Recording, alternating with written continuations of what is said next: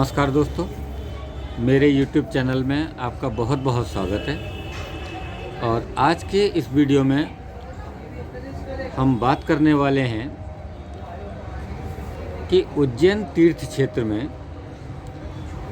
कितनी पूजाएं संपन्न की जाती हैं। वैसे तो किसी भी तीर्थ क्षेत्र में या किसी भी स्थान पर, किसी भी धार्मिक स्थान पर कई प्रकार की पूजाएं संपन्न होती हैं, लेकिन आज हम विशेष तौर पर आपके सामने लाए हैं महाकाल की नगरी उज्जैन में कितनी प्रकार की पूजाएं संपन्न यहाँ पर की जाती हैं। हमारे साथ में हैं हमारे पुराने साथी पंडित हरिओम शर्मा जी। तो आज हम इन्हीं से जानेंगे। तो आज का वीडियो का जो विषय हमने जो चुना है वो ये है कि क्यों ना हम लोगों तक जानकारी पहुंचाएं कि उज्जैन में कितने प्रकार की पूजाएं संपन्न होती हैं। जी। देखिए, ये तो जग जाहिर है कि यहाँ पर भगवान महाकाल विराजमान हैं, जो राजाधिराज भी हैं और कालों के काल महाकाल भी। ठीक है, वहाँ मंदिर में तो कोई भी पूजा आप करें वही संपन्न मानी जाती है। लेकिन जैसा हम जानते हैं कि यहाँ पे लोग काल सर्प दोष की पूजा कराने के लिए आते हैं।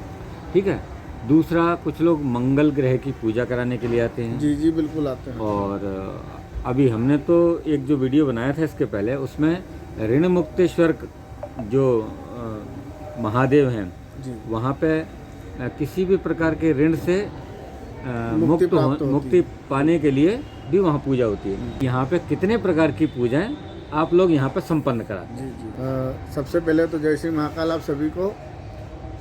जैसा कि अभी चौहान साहब ने बताया कि क्या क्या पूजन यहाँ उज्जैन में हो जाती है, तो सबसे पहले तो यहाँ पर बाबा महाकाल साक्षात विराजमान हैं और उनके दर्शन से कई दोष दूर हो जाते हैं।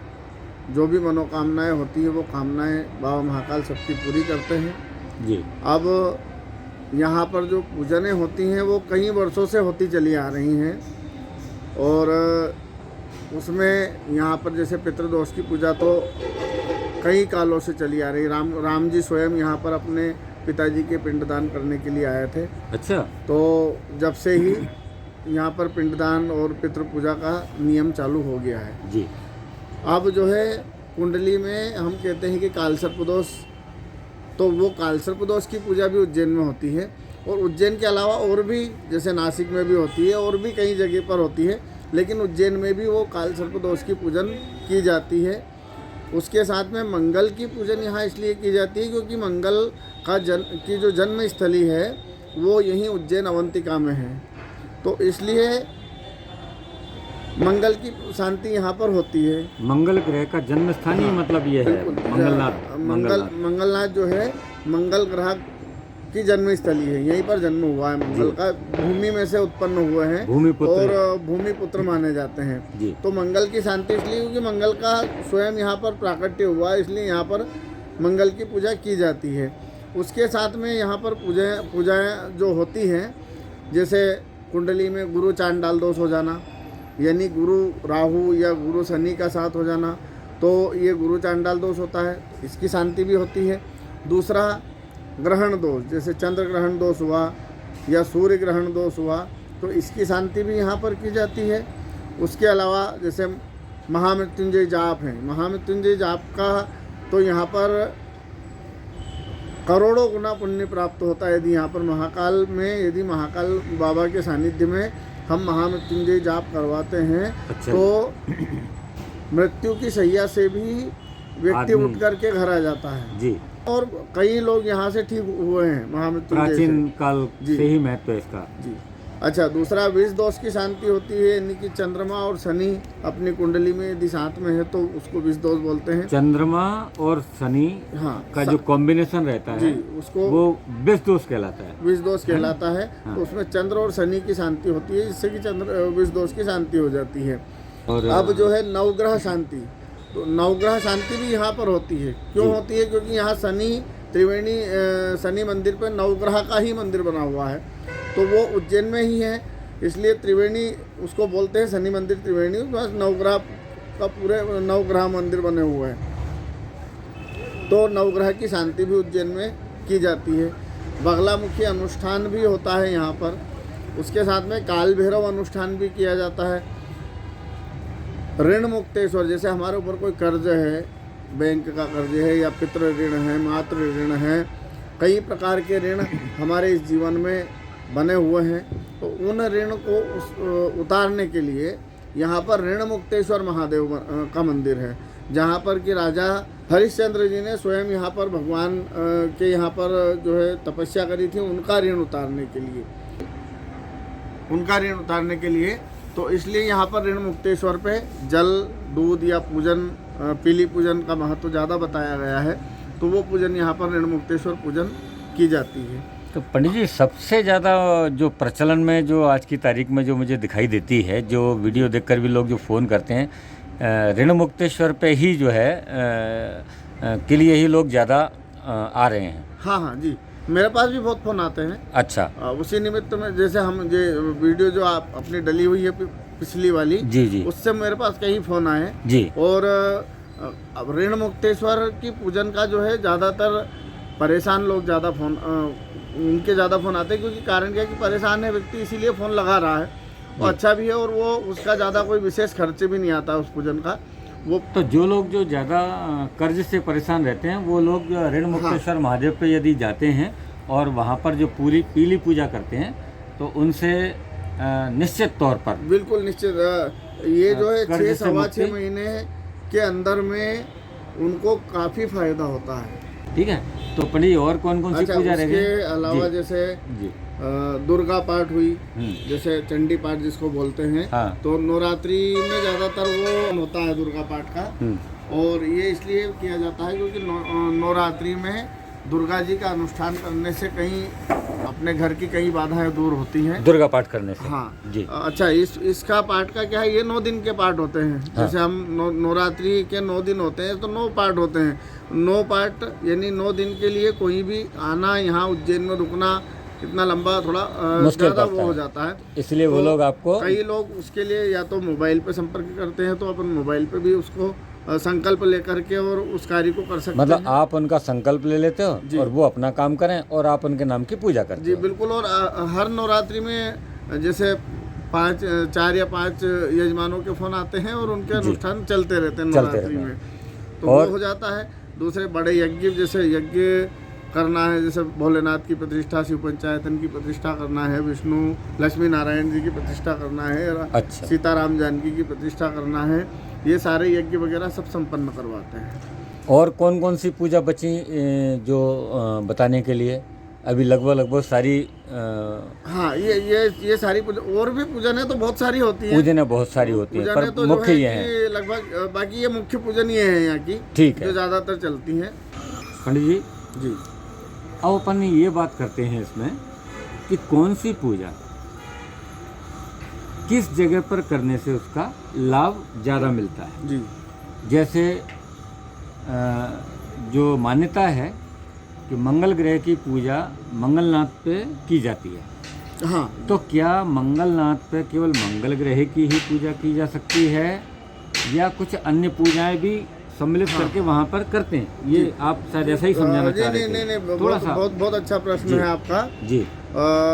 जैसे मंगलनाथ पर हम मंगल की पूजा करते हैं जी, लेकिन यदि हम देखते हैं कि जो यजमान आए हैं उनकी कुंडली में मंगल के साथ में हम देख रहे हैं कि कालसर्प दोष भी बन रहा है, या किसी की कुंडली में गुरु चांडाल दोष भी बन रहा है जी, या किसी यजमान की कुंडली में ग्रहण दोष भी बन रहा है जी। तो ये जो है मंगल की पूजा हम जो करते हैं उसके साथ में वहीं उसी स्थान पर हम मंगल की पूजन, अपनी गणेश पूजन हो जाती है, पंचांग पूजन हो जाती है, उसके बाद में मंगल की पूजा कर ली, और मंगल की पूजा से आने के बाद में फिर हम जो है अपना कालसर्प दोष है तो कालसर्प दोष भी उसी में ऐड हो जाता है, उसी में ग्रहण दोष भी कर सकते हैं, वहीं पर हम गुरु चांडाल दोष की पूजा भी कर सकते हैं, और उसके बाद में नवग्रह पूजन और हवन हो जाता है। अब हम जैसे कई लोगों का ये सोचना रहता है कि हम कालसर्प दोष की पूजन मंगल के यहाँ है तो कालसर्प की क्यों कराते हैं। अच्छा, ये इसमें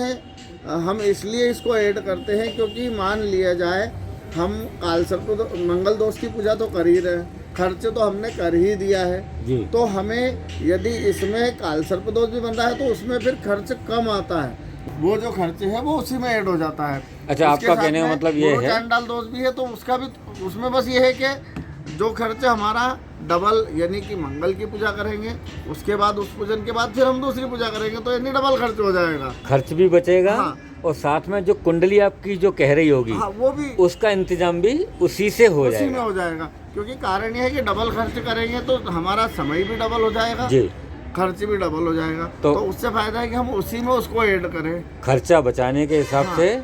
और खर्चा तो खैर एक खर्चा अपनी तो अलग अपनी जगह है, जगह- लेकिन हम जो पूजा है एक उसमें पंचांग पूजन कर रहे हैं तो उस पंचांग, वही मान लिया जाए हम नवग्रह पूजन तो फिर भी करते ही हैं जी, और नवग्रह यदि हम कर रहे हैं तो मंगल उसी में आ रहा है, गुरु और राहु यानी गुरु चांडाल दोष भी उसी में आ रहा है, कालसर्प दोष में राहु केतु की पूजा होती है वो भी उसी में आ रहे हैं। तो हम यदि इतनी पूजन कर रहे हैं तो हम मंगल की पूजन के साथ ही कालसर्प दोष, गुरु चांडाल दोष, विष दोष जो भी है वो उसी के अंदर भी हम उस पूजन को साथ में कर सकते हैं। आपका कहने का जो मैं आशय जो समझ रहा हूँ जी, और आपकी जो भावनाएं जो मुझे जो समझ पड़ती हैं कि लोगों को अगर अपन अलग अलग पूजा कराएंगे जी, तो खर्च तो बढ़ेगा ही, वो तो बढ़ना है ना।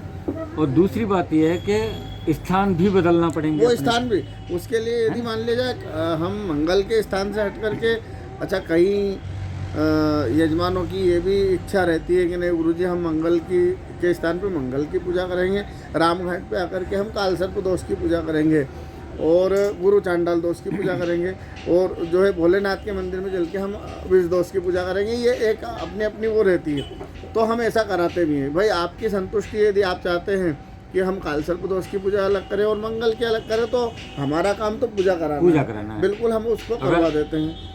लेकिन इसमें जो सही जो चीज़ मुझे जान पड़ती है वो एक ही चीज़ सही में आ रही है जी, कि जैसी आपकी कुंडली कहती है जी, या कुंडली में जो लक्षण दिखाई पड़ते हैं और पूजा उसी के अनुरूप हो जाती है। फिर क्योंकि यजमान सब तरह के रहते हैं, कोई धनवान भी रहते हैं, कोई गरीब भी रहते हैं, मध्यम प्रकार के भी रहते हैं, तो उनके लिए ये सुविधा है कि कुंडली जो उनकी बोल रही है, कुंडली में जो ग्रहों की स्थिति जो बोल रही है उसके हिसाब से पूजन हम उस स्थान पर करा सकते हैं। ठीक है, ये हो गई अब मंगल दोष की पूजा या मंगल योग की पूजा। और दूसरा यहाँ पे गुरु चंडाल वगैरह की भी पूजा हो जाती है। ठीक है, विष दोष की नवग्रह शांति, विष दोष की भी हो जाती है, नवग्रह शांति भी हो गई यहाँ पे। अब और कौन सी पूजा बचती है और जो अब जैसे अच्छा काल भैरव पे भी कोई पूजा होती है? काल भैरव पे जो है अनुष्ठान होता है, तो भैरवाष्टक का अनुष्ठान होता है, भैरवाष्टक का वहाँ पर और भी जैसे जाप भी होते हैं, काल भैरव के जाप भी होते हैं। मतलब राहु से रिलेटेड वहाँ पे काम काज ज़्यादा होते हैं क्या? काल भैरव पे राहु से भी, दूसरा काल भैरव पे थोड़ा सा तंत्र प्रयोग जैसा होता है, तांत्रिक क्रियाएं किसी भी के घर में कोई बाधा हो जाती है या कहीं होने से आते हैं गुरुजी हमारे घर में अच्छा नहीं लग रहा है, बाधाएं जैसी लग रही हैं या बहुत सारी समस्याएं, तो उसके लिए जो है काल भैरव अनुष्ठान किया जाता है। अच्छा, तो अच्छा ये अनुष्ठान एक दिन का नहीं होता है, अब इस अनुष्ठान में भी टाइम लगता है, कोई 5 दिन का अनुष्ठान करवाते हैं, कोई 11 दिन का करवाते हैं, इस तरीके से होता है। क्योंकि पार्ट कितने हैं, वो पार्ट एक दिन में पूरे नहीं होते जी। पार्ट लंबा है, अच्छा, तो वो बड़ा पार्ट होने की वजह से 3 घंटे या 4 घंटे एक दिन में अपन दे पाते हैं उसमें, अब तो उसमें टाइम लगता है। ठीक है, अब अगली पूजा की बात करते हैं। और जैसे क्या नाम है, बगलामुखी अनुष्ठान भी होता है। बगलामुखी अनुष्ठान किस पर्पज से रहता है? बगलामुखी अनुष्ठान भी, ये जो बगलामुखी माता है ये भी ज़्यादातर इसमें तंत्र प्रयोग में आता है और इसके लिए ये जो बगलामुखी अनुष्ठान है ये ज़्यादातर राजनीति से ज़्यादा, राजनीति वाले लोग इसके लिए ज़्यादा फल लगाते हैं। तो वो अनुष्ठान वैसे वो सबके लिए है, राजनीति से ही नहीं है, पर तो उसमें जो प्रभावशाली उसके लिए ये अनुष्ठान करते मतलब हैं। एक किसी रण को जीतने के लिए वो कार्य किया जाता है, तो वो अनुष्ठान भी लंबा होता है। ठीक है, वो अनुष्ठान वैसे एक दिन का भी होता है, लेकिन उसको लंबा पूरे पार्ट यदि हम करवाते हैं, जाप करवाते हैं, तो वो लंबा हो जाता है। अच्छा, ये कहीं स्पेशल जगह पे होता है या वहीं? ये बगलामुखी मंदिर पे होता है। अच्छा, बगलामुखी माता। इसके जैसे हमें यहाँ उज्जैन में भी बगलामुखी का मंदिर बना हुआ है, तो यहाँ पर भी कर सकते हैं, या उज्जैन से 90 किलोमीटर पे नलखेड़ा स्थान है, वहाँ पर भी वो माता जी का मंदिर है, वो तो मंदिर ही है वहाँ पे, तो वहाँ पे भी होता है। अच्छा, और इसके अलावा और कौन सी जो पूजा, जो जैसे ये वाला मंदिर हो गया, मंगलनाथ हो गया, अब आते हैं ऋण मुक्तेश्वर पर जी। तो ऋण मुक्तेश्वर पे भी थोड़ा सा फोकस डाल दीजिए। ऋण मुक्तेश्वर का जो है, किसको करनी चाहिए वहाँ पूजा? ऋण मुक्तेश्वर पे पूजा जो करना चाहिए वो ज़्यादातर तो जो कर्जवान है, जिसके ऊपर कर्जा ज़्यादा है और कर्जा उतर नहीं रहा है, कई वर्षों से चलता आ रहा है, या बैंक से लोन ले रखा है, वो कर्जा नहीं उतर रहा है, या व्यक्ति के पास सब कुछ होते हुए भी परेशान है, तो उसके ऊपर यानी कि या तो पिछले जन्म का कोई ऋण है जो उतर नहीं रहा है, तो इसलिए उसको समझ में नहीं आ रहा है कि मैं क्या करूं तो क्या। इस निमित्त में ऋण मुक्तेश्वर की पूजा बहुत फायदाकारी होती है, और ऋण मुक्तेश्वर की पूजन में पीला, जैसे पीला कपड़ा, पीली दाल, पीली हल्दी, इन चीज़ों ये चीज़ें वहाँ चढ़ती हैं भगवान को, ऋण मुक्तेश्वर भगवान को। तो इस पूजन को करने से भी बहुत फ़ायदा होता है, इसको करना चाहिए। इस पूजन को तो लगभग सभी को करना चाहिए, जिनके ऊपर कर्ज नहीं है वो भी करे तो ज़्यादा अच्छा है। यहाँ पे एक निवेदन और है भक्तों से, जो भी इस वीडियो को देख रहे होंगे, कि वो किसी भी प्रकार के फ्रॉड के चक्कर में ना पड़ें। ऋण मुक्तेश्वर के नाम पे बहुत सस्ती पूजा वहाँ पर मंदिर पर होती है, और वहाँ पर भी महंत जी हैं। आप किसी के झांसे में ना आए, आप मंदिर पर सीधे जाएं, और एक पीली पूजा की थैली आपको मिलेगी, मंदिर के पुजारी आपको सपोर्ट करते हैं, और या फिर वहाँ पे जो भी मिलेंगे वो आप उनसे कहिए, वो पीली पूजा कराएंगे आपकी, और आप आराम से अपने घर वापसी कीजिए। ठीक है। बाकी कोई फ़ोन पे अगर बोलता है कि भाई हम आपको ऐसा करा देंगे, वैसा करा देंगे, ये सब उचित नहीं है, इसीलिए आप स्वयं जाएं, उसका ज़्यादा असर। ऋण मुक्तेश्वर मंदिर पे अपने जो है महावीर नाथ जी महाराज जी मिलते हैं, महंत योगी महावीर नाथ जी महाराज हैं वहाँ। अगर आपको कोई ज़्यादा दिक्कत अगर आती है तो आप उनसे भी संपर्क कर सकते हैं सीधे जाके। ठीक है। और ये हो गया ऋण मुक्तेश्वर का और मंगलनाथ का। अब हमने जो और बाकी वीडियो बनाए थे वो कौन सा स्थान है? वो अपना जो है रामघाट पे बनाया था, वो तो अपन ने जो है उसका कालसर्प दोष का, हाँ, और गुरु चांडाल दोष का बनाया था एक अपन ने, और उसके बाद में एक महामृत्युंजय अनुष्ठान का बनाया था। महामृत्युंजय अनुष्ठान का ये अपना रामघाट पे बनाया था। रामघाट। और वो आश्रम कौन सा है जो नदी किनारे वाला? जो पारदेश्वर मंदिर है। पारदेश्वर मंदिर पर ज़्यादातर हमारे वीडियो वहीं के हैं, तो वहाँ पे ये लोग ज़्यादा अनुष्ठान वगैरह किया करते हैं। तो पंडित, अब एक चलते चलते थोड़े से 1-2 सवाल और ले लेते हैं। तो पहली चीज़ तो ये कि इन सब की पूजा का जो टेंशन है वो मुख्य मुद्दा है पैसा। हाँ, क्योंकि हर आदमी के दिल में ये रहती है, पता नहीं पंडित जी हमको लूट ना लें, है ना, या बहुत ज़्यादा पैसे ना ले लें। तो आप तो ये बताओ कि अगर जैसे मान लीजिए मंगलनाथ पे पूजा होती है तो उसका एक मिनिमम से मिनिमम क्या खर्चा होता है, और आप लोग जो कराते हैं या वहाँ जो पंडा रहते हैं या पंडित जी जो रहते हैं वो कराते हैं, एक आइडिया चाहिए कि भाई इतने खर्चे में मंगलनाथ जी की पूजा हो जाती है और ऋण मुक्तेश्वर पे लगभग इतना खर्चा आ जाता है। वैसे देखो दान का तो कोई वो नहीं, वो नहीं है। इसमें क्या होता है चौहान साहब जी, जैसे हम मंगल की पूजा कराते हैं, लगभग अपन ये मान के चलोगे एक मोटे मोटे आंकड़े में हम ये कह सकते हैं कि 2,500 से 3,000 के आसपास में ये सारी पूजनें एक एक करके यदि हम करते हैं तो हो जाती हैं। लेकिन इसमें एक प्रश्न यहाँ खड़ा होता है कि अब कोई यजमान को मंगल की शांति कराना है जी। अब मंगल की शांति के साथ उनकी इच्छा है कि गुरुजी हमें तो मंगल के जाप भी करवाना है, क्योंकि जाप भी होते हैं। बजट ऐसे वो तो होता है वहाँ पर फिर जाप मंगल के 10,000 जाप होते हैं। अब 10,000 जाप होते हैं तो फिर वो ब्राह्मण बैठते हैं, ब्राह्मण बैठेंगे वो 10,000 जाप करेंगे, उसका हवन होगा, तो वो एक खर्च उसमें बढ़ जाएगा। मतलब मोटे तौर पे ये है, हाँ। जो वीडियो के माध्यम से जो लोग सुन रहे होते हैं उनके लिए एक ये आइडिया है कि आप जब भी उज्जैन जाते हैं और किसी पूजन का प्लान करते हैं तो आप 2 से 2.5 या 3,000 के बीच का प्लानिंग आपका होना चाहिए। इसमें आपका काम हो जाता है, लेकिन ये एक जस्ट एस्टिमेट है। हाँ कि भाई ठीक है, आप ये सोचें कि भाई वीडियो में तो 2.5 से 3 बताया था, तो हमें तो ऐसा भी अब करना है। उसमें आप जैसे मान लीजिए हम कहते हैं कि काल सर्पदोष, अब काल सर्पदोष तो हो जाएगा, लेकिन पूजन होने के बाद में फिर यजमान ने बोला कि क्यों गुरुजी आपने तो राहु केतु के जाप कराया ही नहीं। हाँ। अब कारण फिर वहाँ पर बढ़ जाता है कि भाई राहु केतु का तो उसमें जाप तो होता है, लेकिन कई लोग नहीं करवाते हैं, सिर्फ शांति करवा लेते हैं।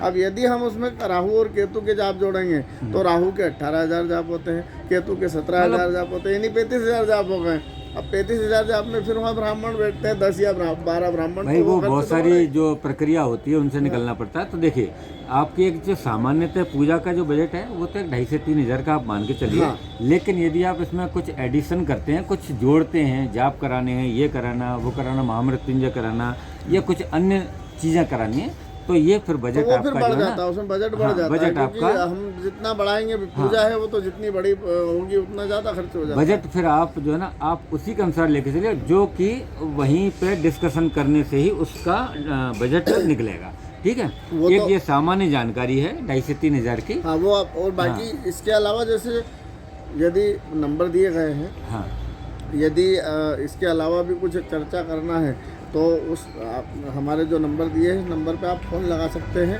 फ़ोन लगा करके आपकी कुंडली भेज दें, तो कुंडली का पहले निरीक्षण किया जाएगा कि इस कुंडली में और क्या दिक्कतें हैं जी। काल सर्प दोष के अलावा, मंगल दोष के अलावा, गुरु चांडाल दोष के अलावा। अब तो आप लोग व्हाट्सएप पे सपोर्ट करते होंगे, व्हाट्सएप पे हो जाता है ना, कुंडली मिल जाती होगी आप लोगों को।